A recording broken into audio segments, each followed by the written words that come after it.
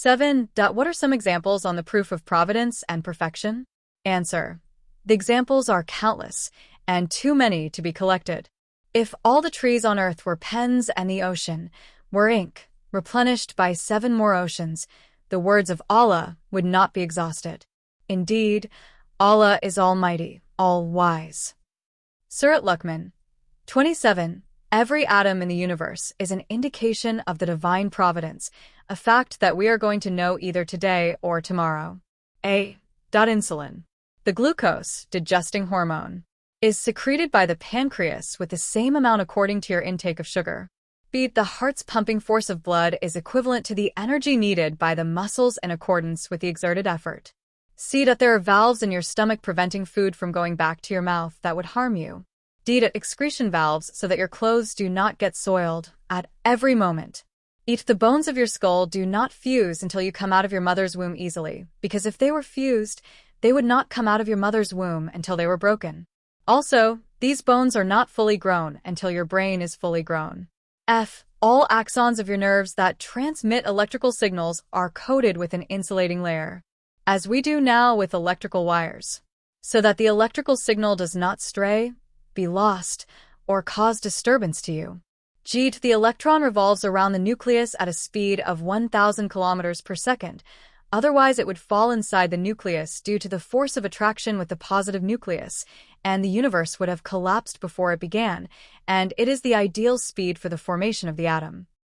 When 2 hydrogen atoms fuse, 0.007% of the mass of hydrogen is converted into energy, and if the mass were 0.006% instead of 0.007%, the proton would not fuse with the neutron, and the whole universe would only remain as hydrogen, and the rest of the elements would not appear.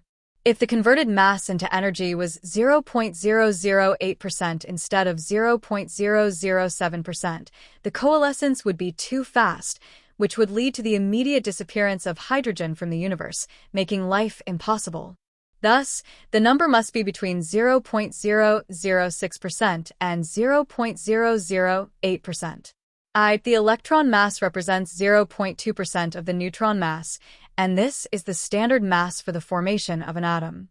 After germination, the sprouts head directly toward the light source and the roots go downwards, where the sprouts are extremely sensitive to light, and all the information they need to do their job is encoded inside the seed.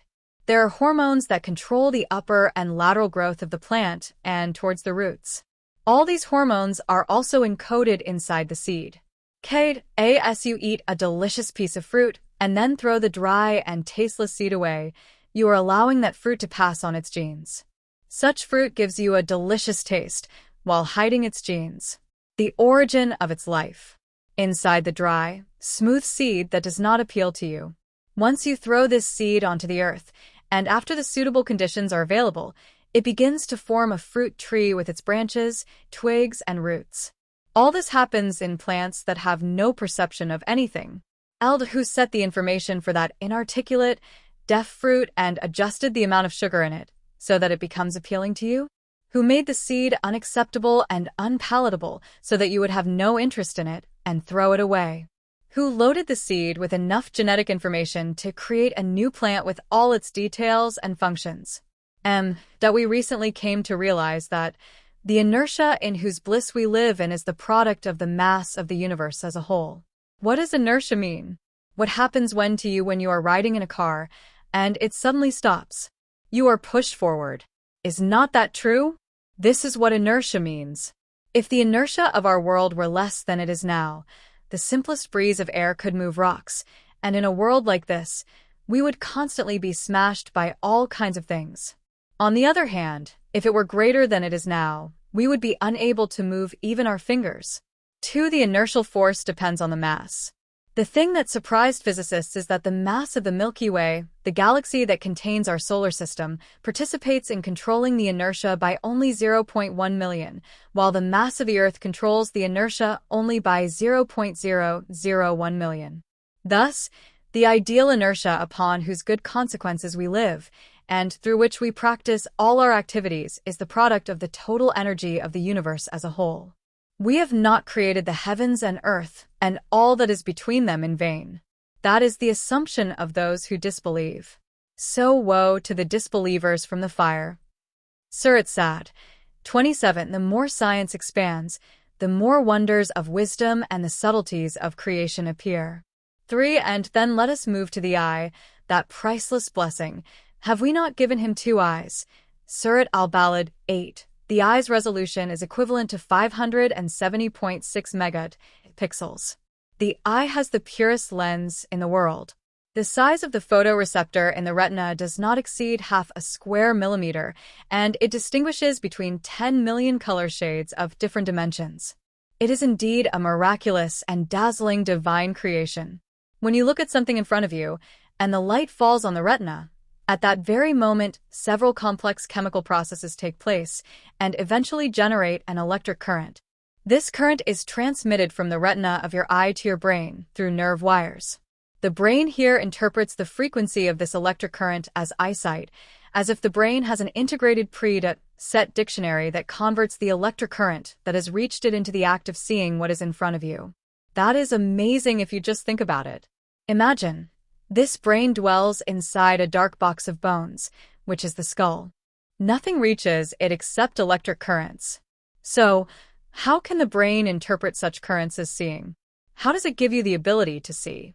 This miracle happens once you open your eyes and see. The same goes for hearing. As sound waves enter your eardrum, it converts them from waves into a mechanical movement. This mechanical movement is then transmitted through 3 tiny bones in the middle ear to the inner ear, which converts it into an electrical current. This electric current is transmitted at this point from the inner ear to the brain, which starts to define this electric current as sounds, so you hear the sound.